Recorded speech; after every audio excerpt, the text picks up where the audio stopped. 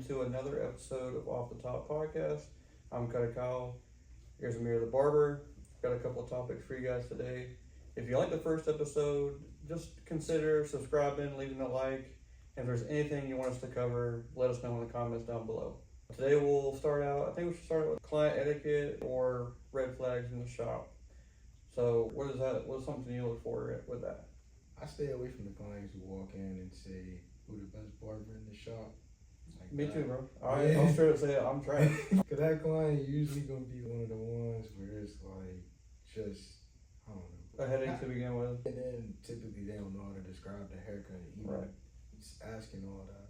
So if you're in that situation, that's probably the quickest way to not get a haircut, in my opinion, or at least from the shop that you walk in and ask that. Another red flag I would say is a person who's constantly late. 1 or 2 times. I'm a baseball fan, so I have a 3-strike rule. If you no call, no show me 3 times, I'm gonna start charging you. Because we don't want to charge you guys. It's not out of a malice intent. But at the end of the day, 1 time, whatever, stuff happens, we're all adults. 2 times, you're teetering that line. 3 times, that's a habit. In my rule of 3 strikes, you're out. I'm either going to start charging you or be blocking you from my bookings if it continues to be a problem. Because in the nicest way possible, when we are busy, that's someone else that could have been dying to get in the chair. If I text people and say I'm booked up and then you no call, no show, that's money money we're quite literally losing. And it's just a bad place to be in.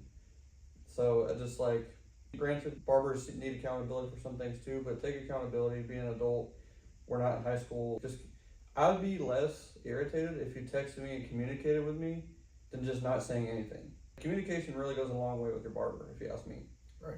That's all I ask for. I feel like I'm not asking for much. If you're 5 minutes late, just say that. Instead of leaving me in the dark, that's what irritates me is being left in the dark. Definitely, especially with the no shows, man. And then if we're talking about client etiquette, please don't ever do this. To go look in the mirror, don't ever do that. Because for one, these chairs are probably minimum $500. For sure. You could, if it's not taken care of, you could break it. Number 2, just if you're standing still or if you're moving, how are we supposed to get? You want your fade to be crispy, but you want to move around the whole thing. I saw this video on Instagram, I want to say. It was a guy, and he handed the guy the piece of paper or the notebook or whatever and told him to draw a straight line. Yeah. And he started moving the paper. Yeah. That's quite literally the same exact thing. Nah, I definitely noticed that. Another one I would say is just like when you cutting a client's hair, and every time you grab a guard, the client is like this in the mirror. If they start doing that, bro, I'll take a chair and I'll station to do that. Like, if you want to watch that bad, you can watch. But with me, I'm utilizing the mirror to the fade, so I'm like, y'all. A lot of people don't realize that. If we're looking in the mirror, that's showing me stuff that the naked eye can't see. Right. And we use the mirror. I'm going to say a hot take. The mirror is probably the most important tool in my arsenal. If not, top 3 for sure. Because if I'm looking at it straight on, I might not see it because my eyes are so closed. But the mirror gives you a reset, a fresh set of eyes to see something you can't see. Right. Like house call versus cutting in the shop, completely different. In my opinion, like mirror, chair, lighting, all that make the most biggest difference. I'm trying to think what else off the top of my head. I know there's more. I'm just trying to think off the top of my head. No pun intended. Off the top. Big one definitely would be, for me, the way clients get in the chair. Don't step on this. Yeah. This is not a footrest. Or it is a footrest. It's not a step. Literally go one across, then put your feet in. I usually. Typically, I'll be seeing like clients, they'll come hop in the chair just like this. The chair start getting in the air. No, for sure. Oh, kids, it's neither here nor there. I feel like kids aren't really heavy enough to make a difference. Not at all. But if you're 15, 16 plus, for sure. You're 15, 16 plus doing that, please respectfully, please stop. That's going to break the chair. That's a lawsuit if you get hurt. I feel like it's just common sense, but I guess not everyone has that, because if it's obviously the inertia and the weight of it, you would think that if you're putting all your weight on, it's going to come forward. Some people don't think like that, I guess, but PSA, it's not a step, it's a footrest. Right. I'm trying to think what else. I know there's plenty more. You want your barber to smell good. You don't want your barber smoking cigarettes, but you want to come in and smell like ass. That's a double standard. And cigarettes. That's a double standard too, I feel like. It's common practices. It's a little goes a long way. I realize some people come from the gym. I realize some people can't help every single thing they do, but just try your best. Me personally, I don't really care for doing a haircut with 10 pounds of gel in the hair. I'd rather the hair come washed and clean, because that's, for one, the haircut's not gonna look as good as it could because you're fighting through all that. Number two, the scissor work definitely is not gonna look as good because it's all that clumped up.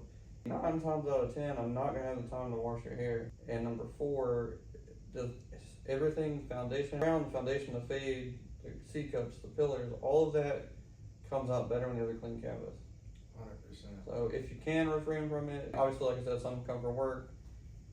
If you can, cleaner the hair, the better. I try to explain it to clients, and I feel like some people still don't understand, just due to as children, I feel like we were taught to wash our hair after the haircut. But I feel like you should do both. Right. Just to make it easier on the barber, and then also you want to feel clean after and not have hair on your ears and stuff. Well, when I was little, we didn't have the air compressors. I feel like those help a lot. For sure. I get what I can with the little neck duster and the air compressor, but that's not getting 100%. I feel like I'm not nearly as itchy as I was when I was a kid. But at the end of the day, before and after is probably the peak results. If you want peak results, I'd say before and after. I'm trying to think, what else? If you didn't ask me, I could have told you 30 probably. Cussing when there's kids in the chair. Just have some self-awareness, man. A lot of us look parents are different than others, and you never know what parents do how to parent their child. So, general rule of thumb that comes for barbers and clients: when there's kids around, just use a little bit of self-awareness, man. A little bit goes a long way. I know cussing's probably easier said than done. Just to not cuss is probably easier said than done, but a little bit goes a long way. Some of these kids we see from elementary school all the way up until they're in college and plus. That's a pretty simple one. Yeah, just like other clients in the shop as well. Some other clients that don't want to be around that type of energy. So ass shaking on TV, that's another one. But that's more going so into professionalism. I guess I could be really catered either way. Set a good environment. Some people like that, but I'd say, in my opinion, if I was a client, I wouldn't want to come in to no ass shaking and nothing like that. I want to come in, have a relaxing experience, talk shit about sports or local, what's going on. Just decompress for 30 minutes, not come in and have to be annoyed in the chair and then immediately want to get up out of here. Right. I feel like the barbershop's a sanctuary, and there is a time and place for that, but I feel like during business hours, you got businessmen, you got lawyers, you never know what kind of walking life is in your chair, so it's better just play safe than sorry, in my opinion. For sure. You're messing up opportunities for yourself in the future. No, absolutely. I feel like subconsciously, I don't know, because people aren't going to be verbal. Some people just don't prefer to be verbal. I feel like I've lost clients because of that without even me even knowing. And some of that I have control over, some of it I don't. If you're in a shop like that, I would bring it to the owner's attention. I would try to do everything in your power. I know you can't control everything, but I feel like I probably have lost a few just because of something simple like that. Communication, back to communication on our ends, we could probably do better too. Sometimes if I'm running 5-10 minutes behind, I don't really have time to text every single client, hey, I'm running 5-10 minutes behind. If you want to grab a coffee or something, don't want to rush. I try my absolute best to. Communication could be better on both ends, I feel like, for the industry as a whole. For sure. Bringing your girl in the shop, that's a controversial one. In my experience, and I don't mean this in the sexist way, but girl, your guy is the one wearing the hair. Let him get what he wants. Right. And then I feel like 9 times out of 10, the girls can be like right here. Every single thing you do. You cosmetologist. And then, so it's, I don't know. I know there are people who do that. I'm not going to the salon and sit with my girl for 4 hours. So if we give you the time to go have a girl's day, go get your nails done, go get Starbucks, go to Target, whatever the case may be, this is your man's time. This is the time to decompress, to just take a breather.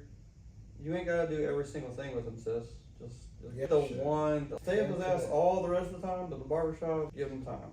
But if you absolutely are, on the barber's perspective, make sure it's a safe place for women too. It goes back to the communication, cussing, ass shaking, all that. Same with mothers of kids. But I don't know, that's probably controversial. I prefer it to not be, just because it becomes a headache really fast. Definitely. And then they're gonna nitpick every single thing. It could be the freshest fade, it could be the cleanest scissor work you ever seen. She's gonna find something wrong with it. And it'd be stuff that don't even make sense a lot of the time. I don't know, I don't have a good example off the top of my head, but it's just like, my thing is like, the guys who come in here, who I've seen in the past, what do you want me to do, babe? Bro, that's your hair. Why are you letting someone else dictate what you do? Be yourself. If she is only with you, like if she's gonna leave you because of the hair, that's not the one, bro. Then, I don't know if I should, nah, I gotta say it. it be dudes having other dudes do the same for them. I'll be like, bro, why are you letting your homie choose your haircut? That's actually, that probably happens more. That is I wild feel like to me. when they come in groups, that probably happens more. I've never let a dude choose my haircut. I value your opinion, but at the end of the day, I'm gonna do what I want to do. Facts. I want this haircut. Right. I see that more than. I will see. Now that you point that out, that's actually a very good point. I didn't think about that at all, but for sure. I ain't taking you out on dates, bro. I ain't buying you coffee. Why do I care? That's fire, bro. Do that. That's fire. Let's see. I think that's, or at least for red flags. I know there's gotta be more. We got being late. We got professionalism. Got the girl. Got the homies. Got the smell. I feel like I'm still missing one big one. I feel like one for us would be just calls to the shop asking the same thing. The same client calling the shop, hey, you taking walk-ins? How can I schedule an appointment? Like just the same things over and over. When repetitiveness can, especially when you're booked solid. I'm gonna answer the phone because I'm gonna take a walk-in. I'm gonna be an advocate for walk-ins as long as I'm a barber. But just try to make it short as sweet as you can. If I'm on the phone on a book day, 9 times out of 10 I'm holding the phone while I'm cutting. It's not really comfortable. Number 2, I want to get you in, but at the same time it's 2025. We got a website. I can just look up the shop name. If you absolutely are not with social media, I will take your phone number. I will book the appointment for you. But be clear, concise, and mean what you say. And my thing is prices. Obviously, I understand that everyone's budget is different. For sure. But it's like, number 1 is who charges the most. 9 times out of 10, from what I've seen around here at least, every barber charges damn near the same. It might be a 5, maybe 10 max difference. For sure. But it's also $15 haircuts aren't a thing no more. Right? As bad as y'all want them to be, the price, milk goes up, eggs go up, gas goes up, medicine goes up, groceries go up, but y'all want haircuts to stay the same. So y'all want us to be broke and not making any money, but at the same time, y'all want us to be booked out. The lineup is not a fade. While we're on that, let me break down the difference between a haircut and a lineup for you. A lineup is anything with the trimmers, the surrounding perimeter of the head, around the ears, neck, front tape, pillars, anything like that. If I have to break out a clipper, that's a haircut. That's my rule. I don't even have lineups in my services. Not that I don't do them, but 99.99% of the time, I'm gonna do the entire lineup. Can you fade that out a little bit? That just turns into a haircut, bro. And then there's a problem when I say it turns into a haircut. So just come in and expect. I feel like you'd be happier coming in for a haircut price and getting a cheaper lineup than coming in for a lineup and then you get mad about a haircut. For sure. So I just took it off my books. The lineup's not an option for me. Man, I'll be having to. Just cause people, just even the beard, people do just beard lineups. Well, I have a beard trim option, but that's not a lineup. Got you. Same. I got you. But so it's just, I don't know. If that's what you want to do, whatever. But I just don't advertise it. I feel like when I advertise it, it's too much of a headache, and it just turns into a haircut. 99.9% of the time. I think out of maybe every single lineup I've done, maybe 2 were just a lineup, and that's it. Yeah. Maybe 2. And I wish that was an exaggeration. That's not an exaggeration. Taper out the back. Taper, that's not a lineup. Things that for red flags. What does consistency mean to you? Or what has consistency done for you? 2-part question, I guess. Consistency in the barbershop just keeps you in motion, I would say. Or keeps me in motion. The clients constantly in rotation coming in. I think it's just from them seeing it. People around you see it. Your customers. And that's like, I don't know. That's really everything in the industry. Trying to keep it in. For sure. It's doing shit when you don't feel like doing it. It's every day. Consistency, discipline go hand in hand. For me, what really helped me build in the beginning, and I'm rebuilding now that I moved to this location, you're not gonna get booked up if you're not at the shop. Not at all. I'm here 6 days a week. I would like to say I'm first and last out, but that's just not the case. Usually I'm last out, rarely am I first in. But it's just building those habits on the clock. What you do before you get to work, what you do after you get to work, the habits you build in your daily life. And it's like I get in these spouts of very consistent, and I love it. I hate it, but I love it. Gym, early in the morning gym, water before work, electrolytes, sunlight, cold shower, some type of cold form therapy. After the workout, sauna, going home, doing a walk, getting my steps in. On top of, that's not even counting the consistency in the barbershop, being here for walk-ins, answering the phone, booking the appointments. Sometimes you gotta book the appointments for the customers because they're too lazy, which that's another red flag I guess we could go back to, but I'll go back to that in a minute. Anything you do throughout the day, just repetition, just like a haircut. You're gonna get repetition until it becomes a habit. I think scientifically it's 21 days, and lately I gotta get back in that because I'll get to 18 days and I'll have one day where I'm like right there, bro. So I'm working on that. That's something I'm definitely lacking in, or I'm not necessarily lacking in, but could definitely get better at. Back to the red flag, booking your appointment for your client. Terrible. Every time. I will do it if I can, but y'all be texting me at the worst time. I'll be in the middle of driving. I'll be in the middle of doing something, mowing my lawn, I don't know, folding laundry. Never when I'm sitting still doing absolutely nothing does anyone text me and want a book appointment. It's always when I'm in the middle of my hands are being busy. A haircut. Yes. They want you to just pause the haircut. They call you or they text you? They'll call the shop and be like, hey, can you book me in? Oh, I don't really, I guess once in a blue moon I'll get those, but 9 times out of 10 they shoot me a text and be like, hey, can you book this? It might be 5 hours before I reply, but if you're really looking to that bad, it's just, I'm trying to train them to do that because you're a grown ass man. Why do I gotta do that for you? Yeah. Granted, I know that technology kind of lags out sometimes. Every once in a while it lags out, whatever, but you're a grown man, bro. Why? Does your mom still book your doctor's appointment for you? Yeah. No, don't kill me. I ain't trying to be funny, but the app don't malfunction every time. It doesn't. I just had something, I lost it. It was on the same train of thought too. Training the clients to book an appointment, whatever. Why do you feel like clients open up to barbers? I would say just because it's like a safe space. That's what the barbershop is for. And then that's, I don't know. It's just like my answer. It's all over. My answer's been all over the place the whole episode, bro. I feel like with that, I don't know. It's just like a comfortable zone there. I ain't gonna say like a barber is like your father, but you almost respect your barber like a father. Mm-hmm. Or just like somebody you mentor. Go to. A mentor for sure, I would say. Definitely. That's why I would say. And then it's just like they know that's not getting out anywhere else. They'll come in and tell you stuff about somebody you don't even know. So it's like, what are you Who am I doing? gonna tell? What is that? What relevance does that have to do? What good? Yeah, exactly. It ain't got nothing to do with me. And who am I gonna? If I don't know the person, how am I gonna tell them? Facts. Then I think everybody just human, and I know that they have feelings. So I don't know. I just think the small things help clients open up. For me, I always try to.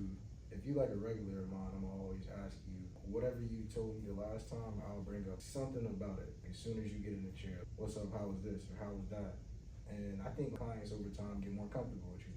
That can get back into etiquette. That can actually fit back into etiquette too. I try my best to remember. I'm terrible with names. I'm gonna be honest. I'm terrible with names because of being a barber. Before I was a barber, I was fine. But I try to remember the name, the conversation, the haircut, some milestone. If I can remember something like that, get like, hey, you can trust me. And I think that's the main thing, really, for sure. You just remembering whatever they say. It really is a sanctuary. And then if you remember my haircut, bro, and you've only cut me once, then that's like, dang, bro, he really paid attention. He really gives a shit.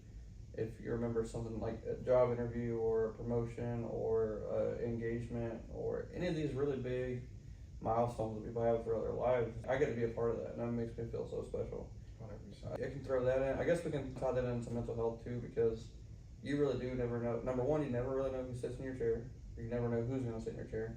That's one of my favorite things about being a barber. Number two, you never know what someone's going through. So I like to talk shit, be kind-hearted, but at the end of the day, you don't know what people go home to, what they go to job to, what their everyday battles are.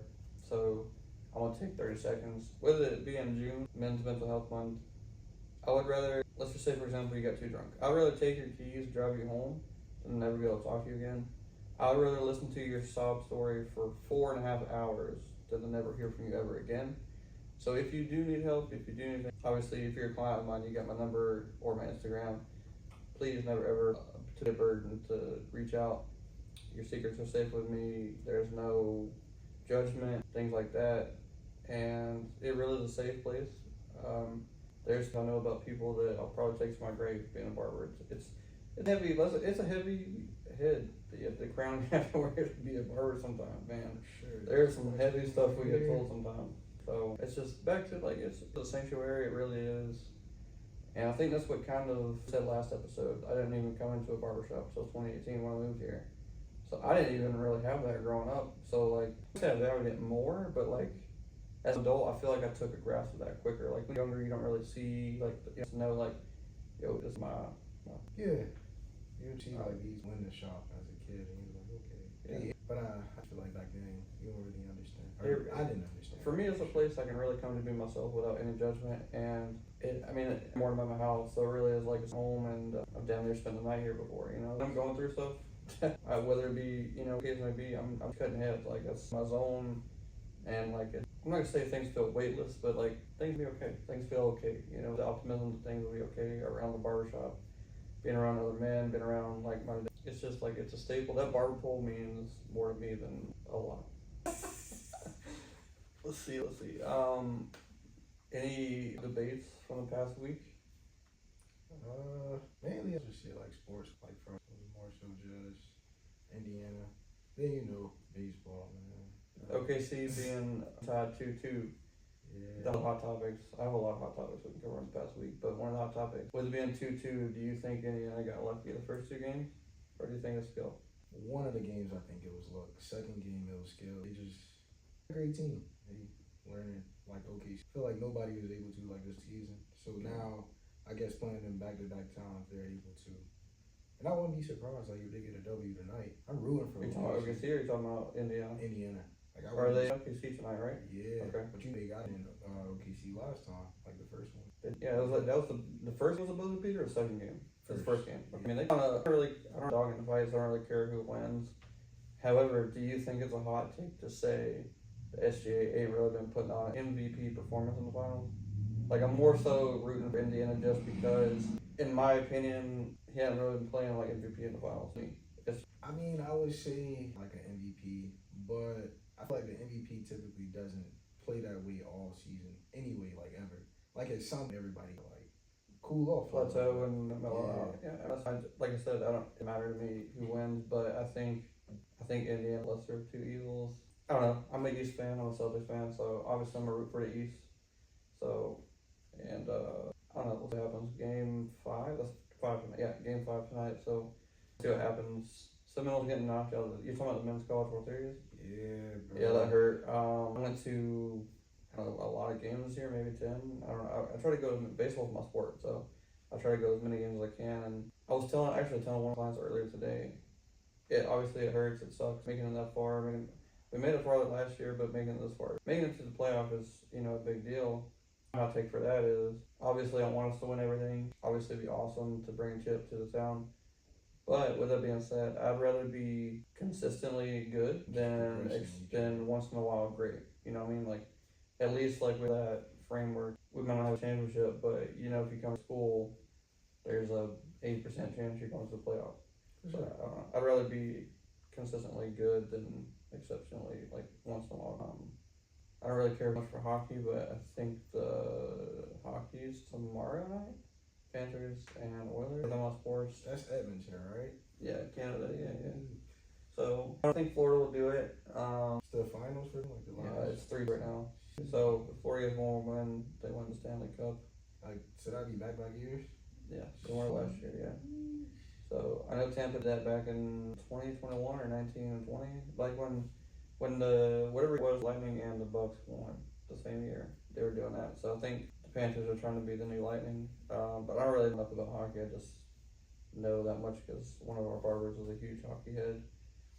Let's see, another debate we had earlier. There's some really good debates.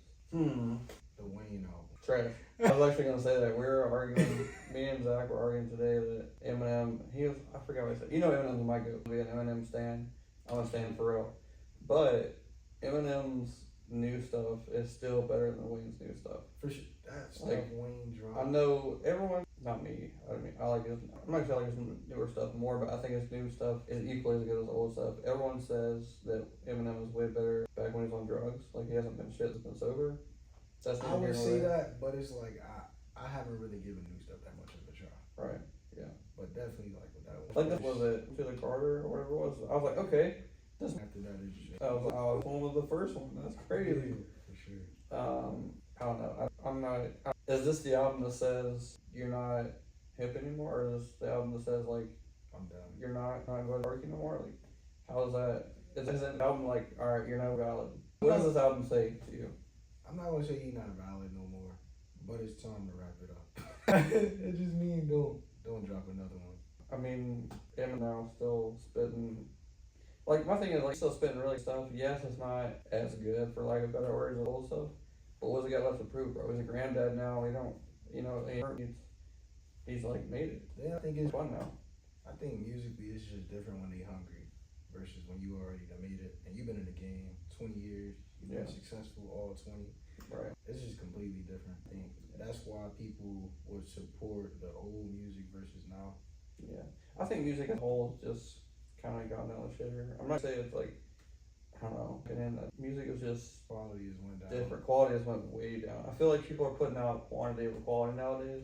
The exception of that, Morgan Wallen, because I'm a big country fan too, obviously. But minus that, I feel like everyone's just trying to put out. But me being me, I'd rather wait a year, 2 years for a solid, good album. What's the standard album? 15 tracks? For sure. I'd rather wait a year, 2 years for quality songs versus 100 songs that I'm like, what the hell?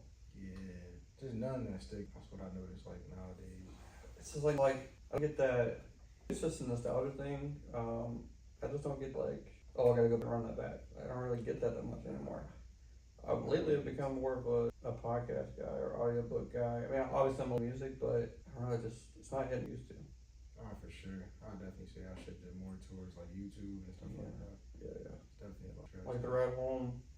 Well, I mean, right now, any sound in my truck at all, I gotta get my speakers rewired. But 9 times out of 10, I'm probably gonna put a podcast on. Just feel like at the moment there's more value in that. Especially if, I mean, I'm sure y'all the same thing. If we listen to music all day long on the way home, I'm like, all right, that's enough. Especially like just having music in the barbershop. Yeah. I don't know how to. I just want silence sometimes too. I don't mind silence. Here's something I was gonna say too. I don't really know if it falls under the etiquette thing, but do you ever like find trouble finding up between like what clients you want to and what clients like when not? Like like sometimes I can be talking back, and then other times I'm like either I want to they don't or they want to talk and I don't. Like for example, like probably at the end of the week, like my social battery is so low, and like sometimes that's when I get the people who want to talk the entire time. Do you ever feel that way? Like, how do you kind of counteract that? Or what's your thought process going into that? I definitely have that feeling. I still try to like provide like the same conversation. With some people, I feel like they get the energy and they understand. Like some days, like everybody needs like time to themselves because you're still providing a service, but just it's not that same level of conversation today. Like, Yeah. Most clients understand it, especially if you like. For me, bro, I talk like almost the whole cut. Most clients, so if you catch me on a day like that, you understand. Like, I'm more than like tired or. 9 out of 10, I'm not even really like tired. I'm just like into the cut. I'm just into like, I'll be apologizing, but like, if it's the first time cutting hair, I'm just locked in trying to get the haircut right, trying to learn. You are, but I'm trying to make sure you're happy with this cut. So you come back. Like growth patterns, finding the way the hair cuts, like, is it going to be an issue that, like, is it going to be hard to fit online? Generally, my rule is, like, when they come in the chair, if it's a new client first time, they're like, hey, how are you? Each other, and I'll ask them, like, a few basic questions. Are you from here? What do you do fine? Where do you live in? And based off those answers, like, if they give me like a 1 or 2 answer, I'm like, okay, they don't really talk. Yeah, that's basically how. And if they come out talking, I'm like, okay. So, I try to just so like, sometimes I just be like someone out, like I'll be cutting hair, I'm just going on autopilot and just go like, just quiet, like I'm not even trying to be quiet, I'm just like so focused. And then like talk to me and like, I'm like, it's just weird, bro. It's like, I'm not gonna say ASMR, but like, it's just like, sometimes you get in the mode and you're just like on autopilot and you go. Then just you want to hear the sound of that clipper, man. Yeah. Fading, like you want to hear the crunching and all that. I don't want to hear it all. For sure. Talking, sometimes I miss it. I'll be like, I don't know. Sound helped me fade into. Yeah. Just like seeing going. Yeah. What's your right now? Honestly, bro, I'm not lie. The JRL 100. I Did before. For sure, bro. I don't know what happened. I really don't like how it feels ergonomically compared to the plate. And the plate is like number 2. But recently, bro, I zero gapped the Onyx and That's not over. Keep looking for it. I took it out. I'm like, man. I still haven't quiet down. It's got to be something top end. I'll figure it out later. But JRL, I'm always will be. What about this trimmer? Trimmers, I mean, it's It's solid. Use that, or that's I like use the go-to? onyx trimmer, like, so I got two. I got the snap head fixes. Those are like my headers. Like I usually use the JRLs for debulking or kit. And so far they've been issues. I can make them sharper, but with the snaps are so. I kind of keep my soft like hitters. So the snap like that have a longer, better life, and the blade a little bit more for lineups. That's just really good for debulking, and with it debulking, it kind of softens up, so it doesn't really, when I'm cutting kids, it doesn't really irritate them. Nah, for sure. Trimmers, nah. I've been going like Saber recently. I remember what are the things, the black one, they make the black one gold. Yeah, style cut, just style cut. Okay, yeah, I've been, for sure. people say a lot of good things about them. I haven't tried them yet, but they have been on my like wish list. But I started using these. Have you ever used these or not? Caliber? These are fire, bro. They're super quiet, just like the JRL. They don't get hot like the JRL. I can't really speak much for the battery life because they're always on the. But I like that feed bleed for sure though. yeah, Remind me of like a better. it's a little bit. The only grab is a little bit long. Like, yeah, but not too bad. I'm just being short and stocky. Nah, So for sure. I'm gonna go back and forth. I'm gonna either A, try to figure the JRL out, or B, just send them get it repaired. But in the meantime, that's a pretty close to for me. Them the one of those sent you. I'm really hyped for those. Yeah, sure. Because it comes with magnetic blades, neon green. That's like my trademark. Well, not but green in any capacity. I like the blade looks really. It's kind of like snaps like the magnetic take apart. It's easier to clean. Hopefully those release soon. We'll see. But yeah. Anything else for today's episode? All right, cool. Thanks again for coming off the top podcast.